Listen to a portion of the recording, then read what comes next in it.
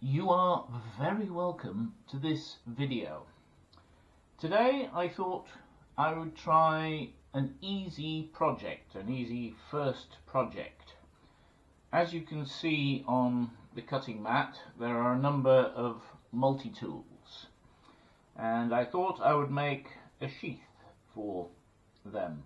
Now they're all different sizes, so this I think is called a gerber dime, I'm not too sure. It is a multi-tool. It does have the pliers and so on, so it is a true multi-tool. On that I have a generic Chinese multi-tool. Again, it is a multi-tool. It's not the best quality. It actually lives in the tool roll of my motorcycle, just in case I need it. I then have a gerber, I think it's a 400, it might be a 600, can't remember, it doesn't actually say on it. Multi-tool. Now this is what you might call an everyday carry. My everyday carry, it's what I normally carry on my belt. And then finally I have another multi-tool. Again, this is a bigger one and I carry this on my motorcycle riding trousers, just in case I need something when I break down. It's got some decent screwdrivers and things like that. Yes, I do carry a tool roll on the motorcycle as well, but there are times when you need, which is why I have that, because that's in it, but there are times when you need more than one tool, I've found. I've been riding motorcycles for quite a long time. What I want is a sheath that will fit all except the smallest. Now they're different widths, they're different lengths. So for example, the smallest, well, that just goes in the pocket. It also has a thing for a key chain as well, but it just goes in my pocket. So this one here is 1 3/4 inches wide. I'll put the metric below. 4 1/4 inches long when it's folded up, and 11/16 deep. So that's this one. This one here, believe it or not, is actually 1 1/2 inches wide at this point here, but it's 4 7/16 because the pliers actually stick out a little bit. So this is 4 7/16, and it's 3/4 of an inch wide. And this one is, 3/4 of an inch deep. This one is 1 1/8 inches wide. It's 3 7/8 inches long, and it's 9/16 deep. So they're all different sizes. So if I make one to fit this, a pouch that fits that, these are going to rattle around. If I make one to fit that, this will rattle around, that won't fit. If I make one to fit that, then the other two won't fit. So I need to make a pouch which will be able to accommodate all of them. And yes, I would like one of these nice neat ones, but I just don't think that's possible. So I thought what I would do was design something which would allow me to carry any of these on me at any time, because if, say, I'm out camping and I lose one, I may want to put one into the sheath and carry it with me. I also do have somewhere, but I can't find it, I have a big Swiss Army knife. The big Swiss Army knife is about the same size as this. In fact, it's actually deeper than this. It's probably more this size. So it's also possible that I can actually use the Swiss Army knife, use it for the Swiss Army knife.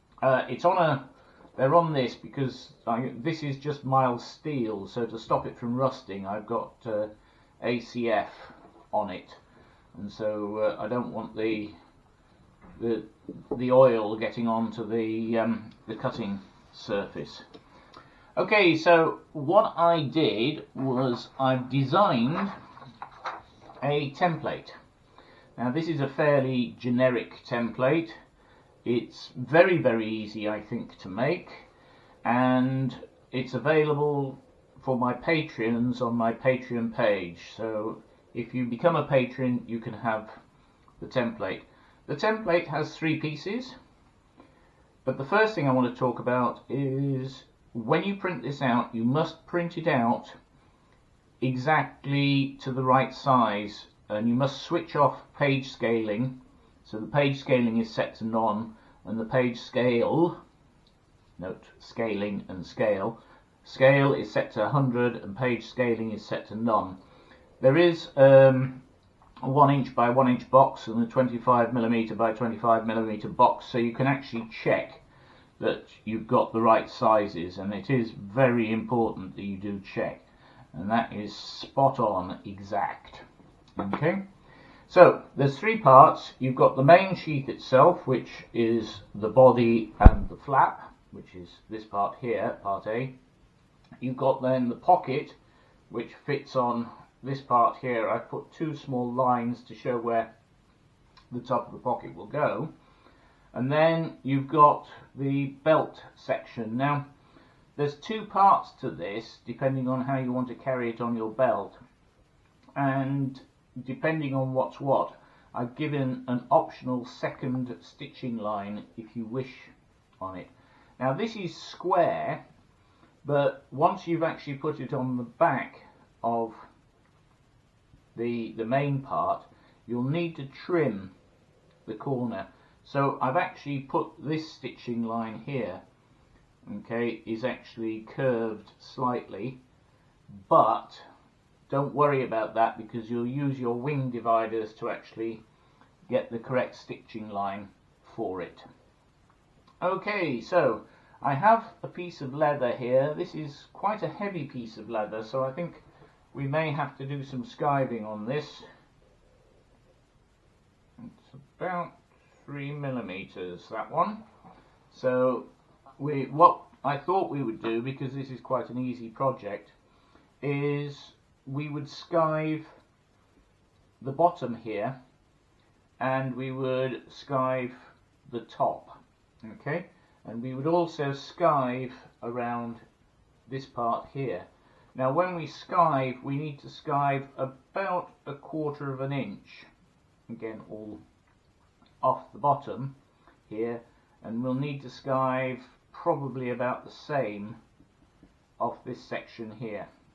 Okay, so I need to dye the leather, and that's going to be a separate video, but just for today I thought what I would do is transfer this to the leather. Now this is just the offcuts that I bought, which cost about $10, and they're just offcuts, and they're proving perfect. I mean, this one actually, the reason it's an offcut is there's some stretch marks on it here, so I would imagine that it's from the belly, but this part is perfect. So I can put it here and it's not touching the stretch marks, and there's sufficient room, I think, for the other pieces. Right. The reason that these are here is to help hold the item in place. Now, because I'm pretty terrible at drawing, and especially drawing round corners, I'm going to transfer the marks onto the leather by just drawing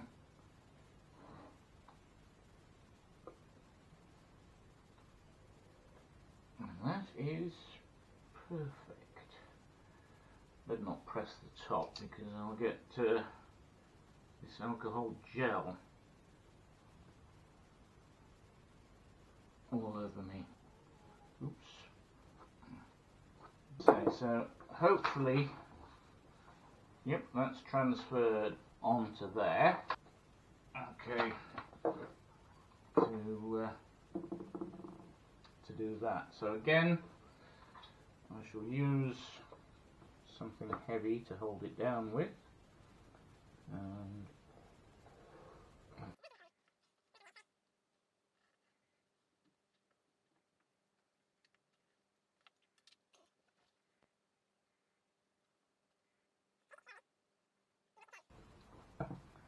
so that's much better than that one. It is, and it comes right to the corner. And then the final one, and this one of course will be a lot easier because it's just straight lines. Now you don't have to transfer the stitching lines and the curves and so on onto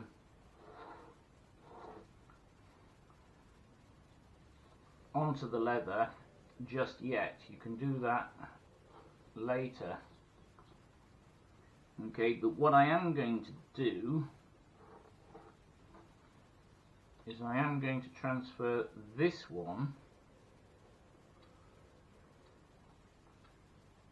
so I know which is the top. Okay, now because my belts are not this colour, okay, I need to dye this. So because what I'm going to do is I'm just literally going to cut these out a bit bigger because I want to dye them.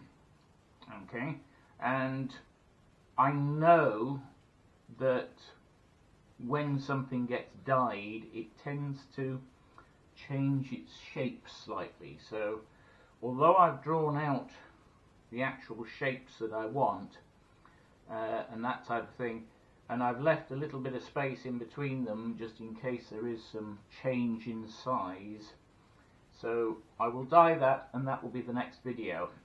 Okay, so to cut it out is just very simple. Just use your knife and you can either freehand it if you're good at freehanding. I'm not. Or you can do what I'm going to do, which is just, it's relatively straight, that edge there. So that's relatively straight, 8 inches. Sorry, I was brought up with inches even though I live in a metric country. I was brought up with inches and not centimeters.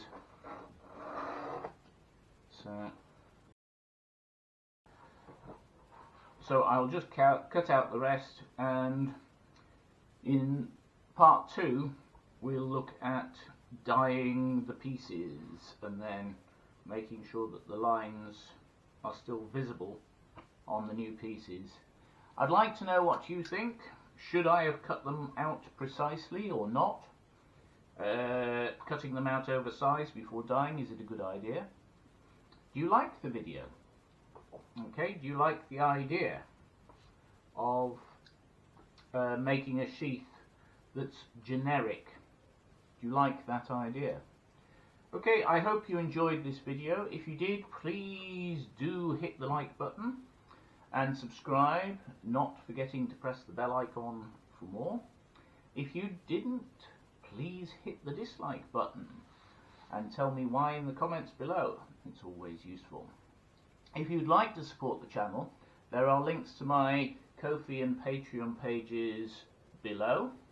On the Patreon page you can find early access to videos and access to patterns and exclusive videos, and this template is available.